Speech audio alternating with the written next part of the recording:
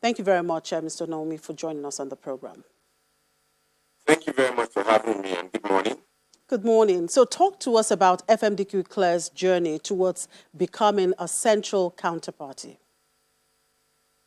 All right, FMDQ Clear's journey towards being a central counterparty commenced around about 4 years ago, where we started off as a central clearinghouse, and in the process cleared in the spot market, fixed income, federal government securities, as well as the OTCFX futures contracts that you mentioned.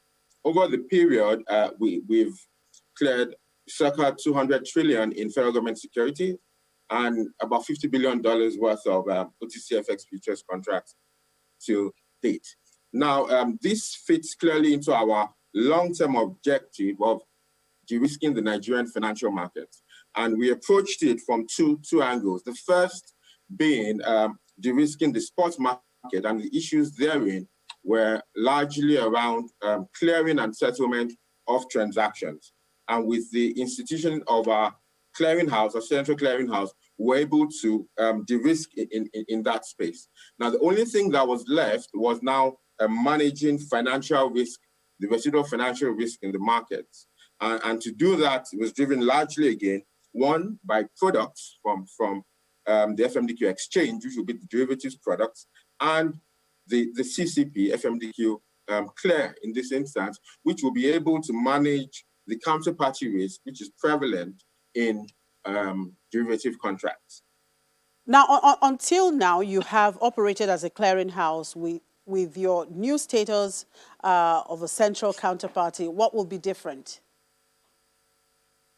Okay. Up until now, yes, you're right. We've operated as a central clearinghouse.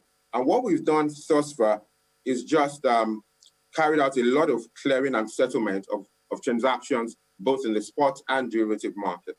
But now, as a CCP, what's going to be different is the fact that we're going to be able to novate transactions. Now, what does this mean?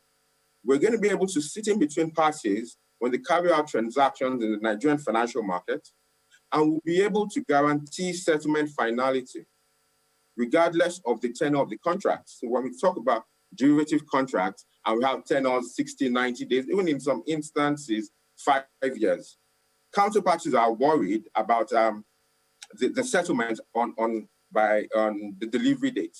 Now, what we're able to do, leveraging again on our financial resilience and our network parties and partnerships, is to be able to novate these contracts and give certainty to market participants about the completion or settlement of these various contracts. Now, what will the financial markets benefit from FMDQ Clear's new status going forward? Okay. I think the critical thing the markets are going to be able to benefit is the de-risking of the financial markets.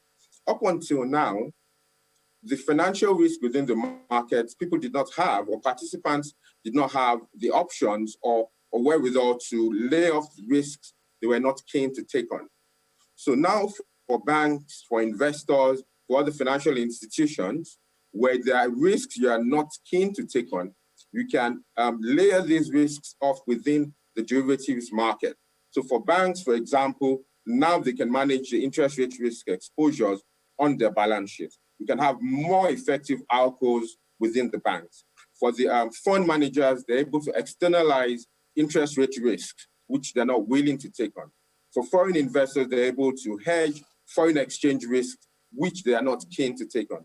But now, with the birth of the derivatives market and putting in place a robust CCP, the markets have that confidence, additional confidence in the integrity of the market, one, and the settlement of the activities or contracts they're able to go into regardless of the tenor.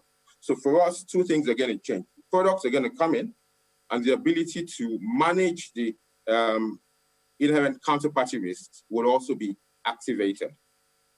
Now, this must be some preparatory grounds towards the launch of more derivatives. What new initiatives or products can the market expect with this new development?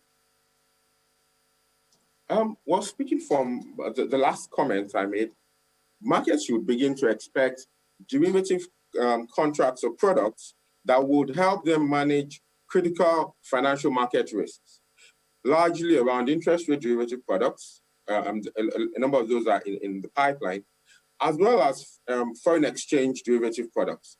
And depending on the appetite for the markets, by being a CCP, we are positioned to manage market risk across the value chain. So even if we're speaking to commodities and all of that, so we're positioned to manage the risks associated with derivative products across the whole risk spectrum. Now, considering the volatilities brought about by COVID-19, how feasible is the reality of derivatives launch on FMDQ?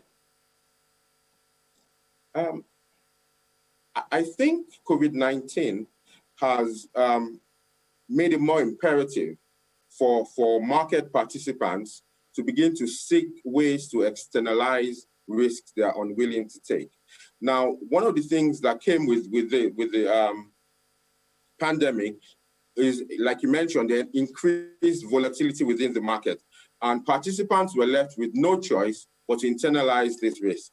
But now, with the opportunity, with the birth of the CCP, with the advent of derivative products, what we expect to see is that participants are now able to pass on or hedge exposures they are not keen to hold on to.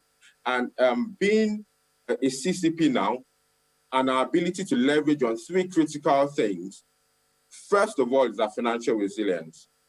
We have a default resolution reserve right now, circa 15 billion naira. And with the plan to move that to 30 billion naira in the short term, one. Two is leveraging on our experience.